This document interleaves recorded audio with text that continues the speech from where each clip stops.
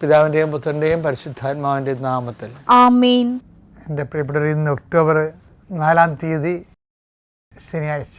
അമ്മേ പരിശുദ്ധമേ, അമ്മേ പരിശുദ്ധമേ, ദൈവമാതാവേ, കൃപാസനത്തിലൂടെ ഞങ്ങൾക്കും ഞങ്ങളുടെ ദേശത്തിനും അമ്മ മധ്യസ്ഥം തേടി തന്ന എല്ലാ അനുഗ്രഹങ്ങൾക്കും കൃപകൾക്കും ഞങ്ങളിപ്പോൾ ഹൃദയം നിറഞ്ഞ നന്ദി പറയുന്നു. അമ്മേ പരിശുദ്ധമേ, അമ്മേ പരിശുദ്ധമേ, ദൈവമാതാവേ, 2004 ഡിസംബർ 7-ാം തീയതി ഉച്ചകഴിഞ്ഞ് 2:30 കൃപാസനത്തിൽ സംഭവിച്ച അമ്മയുടെ പ്രത്യക്ഷപ്പെടലിനെ കുറിച്ച് തിരുസഭയ്ക്ക് സമർപ്പിച്ചിരിക്കുന്ന പഠനരേഖകളുടെ മേൽ സഭാത്മകമായ പഠനം ആരംഭിക്കുവാൻ ഞങ്ങൾ പ്രാർത്ഥിക്കുന്നു. അമ്മേ പരിശുദ്ധമേ, ഭൂസ്വർലോകങ്ങളുടെ രാജ്ഞിയായ അങ്ങേയ്ക്ക് ഭൗമസംരക്ഷണത്തിനായി പ്രപഞ്ച പ്രകൃതിയെ തന്നെ തിരുസഭ പ്രതിഷ്ഠിക്കുവാൻ ഈ പ്രത്യക്ഷീകരണം വഴി ഇടയാക്കണമേ. പരിശുദ്ധമേ, ജപമാല മാതാവേ, സകല കൃപാസനം പ്രാർത്ഥനകളോടും ചേർത്ത് ഞങ്ങളിപ്പോൾ പ്രാർത്ഥിക്കുന്ന ഈ കുടുംബത്തിന്റെ പ്രത്യേക നിയോഗം പറമക്കളെ,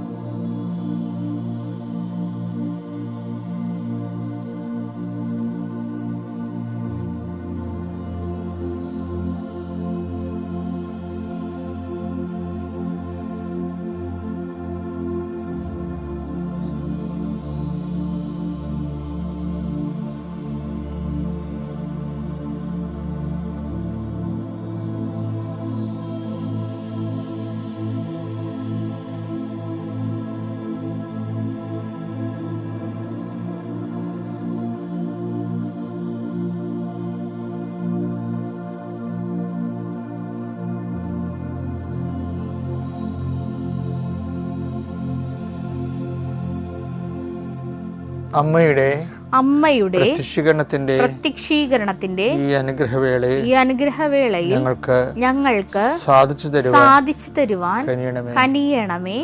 ആമേൻ. വിശ്വാസ പ്രമാണം. സർവശക്തനായ പിതാവും ആകാശത്തിന്റെയും ഭൂമിയുടെയും സൃഷ്ടാവുമായ ദൈവത്തിൽ ഞാൻ വിശ്വസിക്കുന്നു. അവിടുത്തെ ഏകപുത്രനും ഞങ്ങളുടെ കർത്താവുമായ ഈശോമിശിഹായിലും ഞാൻ വിശ്വസിക്കുന്നു.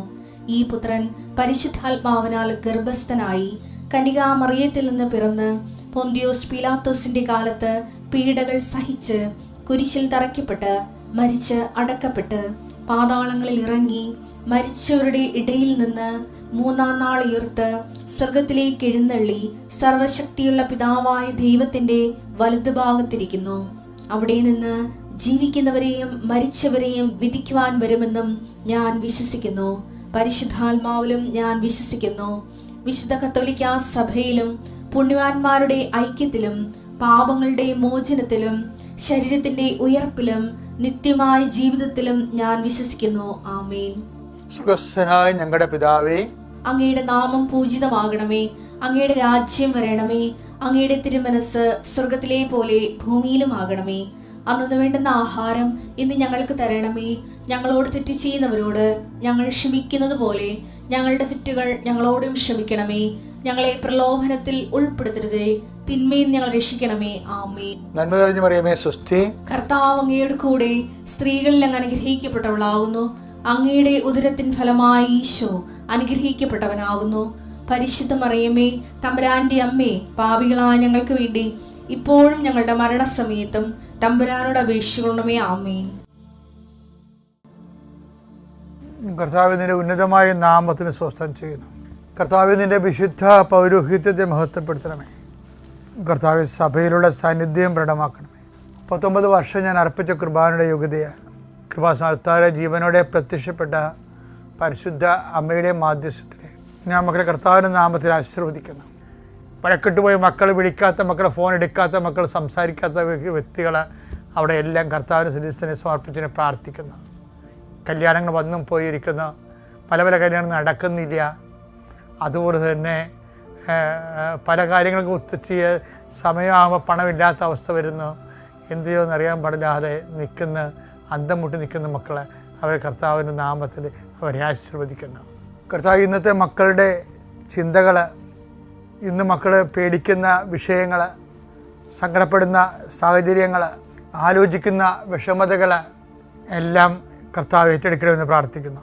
കർത്താവ് ജീവിതമാർഗങ്ങൾ ലഭിക്കുമെന്ന് വിചാരിച്ച് പ്രതീക്ഷിച്ചിരുന്ന വിഷയം കയ്യിൽ നിന്ന് വിട്ടുപോയവർ സങ്കടപ്പെട്ട് കർത്താവെ അവർ ഒരു തരത്തിലും സമാധാനമില്ലാതെ വിഷമിക്കുന്നുണ്ട്. പല പല ബന്ധങ്ങൾ വിട്ടുപോയത് കാരണം, പല പല തരത്തിലുള്ള പരാജയങ്ങൾ വന്നു പോയത് കാരണം, പല ആശിച്ചിരുന്ന പല വിഷയങ്ങളും കയ്യിൽ നിന്ന് വിട്ടുപോയത് കാരണം, പ്രതീക്ഷിച്ചിരുന്ന റിസൾട്ട് കിട്ടാതിരുന്നത് കാരണം വേദനിച്ച് ജീവിക്കുന്നവരുണ്ട്. കർത്താവെ അവർക്ക് പുതിയൊരു ജീവിതം നൽകണമെന്ന് പ്രാർത്ഥിക്കുന്നു. ഇനി ഇതുപോലെ പോട്ടെ, എങ്ങനെയും പോയി ഒടുങ്ങട്ടെ, തീർന്നല്ല എന്ന് വിചാരിച്ചുകൊണ്ട് നിരാശപ്പെട്ട് സ്വയം പരാഗി ജീവിക്കുന്നവരുടെ മേൽ കർത്താവിൻ്റെ രക്തം തളിക്കപ്പെടട്ടെ എന്ന് പ്രാർത്ഥിക്കുന്നു. എൻ്റെ കർത്താവിൻ്റെ ഉന്നതമായ നാമത്തിൽ, സഭയുടെ അധികാരത്തിൽ, കുരിശിൻ്റെ അടയാളത്തിൽ, ദൈവശക്തിയ ദൈവവേദന ഞാൻ ഗ്രഹിക്കപ്പെടട്ടെ.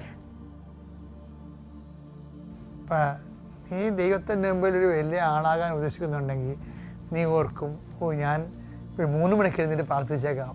അങ്ങനെ പ്രാർത്ഥിക്കുന്നത് ഞാനും പ്രാർത്ഥിക്കാറുണ്ടൊക്കെ. അപ്പോൾ നമ്മളോർക്കും നമ്മൾ അതിന്മേൽ സ്റ്റിക്ക് ഓൺ ചെയ്യും. 3 മണിക്ക് എഴുന്നേറ്റ് പ്രാർത്ഥിക്കാമെന്നാണ് സ്റ്റിക്ക് ഓൺ ചെയ്യും. അപ്പോൾ നമ്മളോർക്കും അതിൻ്റെ വലിയ സംഭവം നടക്കുന്നുണ്ടാകും. നടക്കുന്നില്ലെന്നല്ല പറയണത്. നടക്കുന്ന എല്ലാ കാര്യങ്ങൾക്കും സഭയുടെ പാരമ്പര്യമായിട്ടുള്ള എല്ലാ ആചാരാനുഷ്ഠാനങ്ങൾക്കും അതിൻ്റേതായിട്ടുള്ള അർത്ഥവും മൂല്യവും വെയിറ്റേജും ഒക്കെ ഉണ്ട്. പക്ഷേ എന്ത് വെയിറ്റേജ് ആയാലും നിധി എപ്പോഴും വരണ എന്തിലായിരിക്കും? മൺപാത്രത്തിലായിരിക്കും. 2 കൊരിന്ത്യർ 4:7 എന്നാൽ പരമമായ ശക്തി ദൈവത്തിൻ്റെതാണ്, ഞങ്ങളുടേതല്ല എന്ന് വെളിപ്പെടുത്തുന്നതിന് ഈ നിധി മൺപാത്രങ്ങളിലാണ് ഞങ്ങൾക്ക് ലഭിച്ചിട്ടുള്ളത്. അപ്പം നമ്മൾ ചില്ല് പാത്രം കൊണ്ട് ചെന്നാൽ കിട്ടത്തില്ലെന്ന് അർത്ഥം. സ്വർണ്ണപാത്രം കൊണ്ട് ചെന്നാലും വിളമ്പി കിട്ടത്തില്ല. ഇത് കണ്ടെയ്ൻ ചെയ്യണമെങ്കിൽ മൺപാത്രം തന്നെയായിരിക്കണം. അപ്പം ഈ നിധി മൺപാത്രത്തിലാണ് ലഭിച്ചത്. സ്റ്റാറ്റസ് ലോ ചെയ്തിട്ട് പലതരം പാത്രങ്ങളുണ്ട്. പക്ഷെ കൃപ കണ്ടെയ്ൻ ചെയ്യണം മൺപാത്രത്തിലായിരിക്കും. അതെപ്പോഴും ഓർത്തേക്കണം. നിന്നെ മൺപാത്രമാക്കുക. ഇപ്പം നീ ഒരു വലിയ ഉദ്യോഗസ്ഥനാണ്. 6 മാസം കഴിയുമ്പോൾ നിൻ്റെ തൊപ്പി പോകും. ആരെങ്കിലും ഭാരം വെച്ച് പോയതായിരിക്കും. അപ്പം തന്നെ നിനക്ക് നീ ഒരു കേസ് കൊടുക്കും. നീ കേസ് കൊടുത്തു, അത് പ്രശ്നമൊന്നുമില്ല. ആർക്കത് വേണ്ടി നിനക്ക് തിരിച്ച് കിട്ടും. പക്ഷെ നീ അതിൻ്റെ പേര് അവനെ ശപിക്കാനോ അവന് പാര വെക്കാനോ സൂചി വെക്കാനോ ഒന്നും പോരുത്. എന്താ കാര്യം? നിന്നെ മൺപാത്രമാക്കാനുള്ള ദൈവത്തിൻ്റെ ശ്രമം. നിങ്ങൾ ദൈവത്തിൽ വിശ്വസിക്കുന്നുണ്ടെങ്കിൽ മാത്രമേ, കാര്യം ദൈവത്തിൽ വിശ്വസിക്കുന്നുണ്ടെങ്കിൽ വേറെ കുറേ അധികം കാര്യങ്ങൾ വിശ്വസിക്കേണ്ടി വരും നമുക്ക്. കാര്യം നിങ്ങൾ ഓർക്കണത് ദൈവത്തിൽ വിശ്വസിക്കണം എന്ന് പറയുമ്പോൾ കുറച്ച് പ്രമാണങ്ങൾ വിശ്വസിക്കണമെന്നാണ്. ഡോക്യുമെൻ്റ് അല്ലേ, ഡോഗ്മാസ് സഭ സംരക്ഷിച്ചോളൂ, ഒരു കുഴപ്പമൊന്നുമില്ല. അതിന് സഭയ്ക്ക് സംവിധാനങ്ങളുണ്ട്. പക്ഷെ അത് ആധ്യാത്മികമായിട്ട് ഡയറക്റ്റ് വരുമ്പോൾ ദൈവത്തിൻ്റെ കുറേ പരിചരണ ട്രീറ്റ്മെൻറ്റ്സ് ഉണ്ട്. അത് ചിലപ്പോൾ ഡയറക്റ്റ് ഡോക്യുമെൻ്റായിട്ട് ബന്ധപ്പെട്ടതായിരിക്കില്ല. അല്ലാത്തതിൻ്റെ ഡോക്യുമെൻ്റ് ഉണ്ടാവും.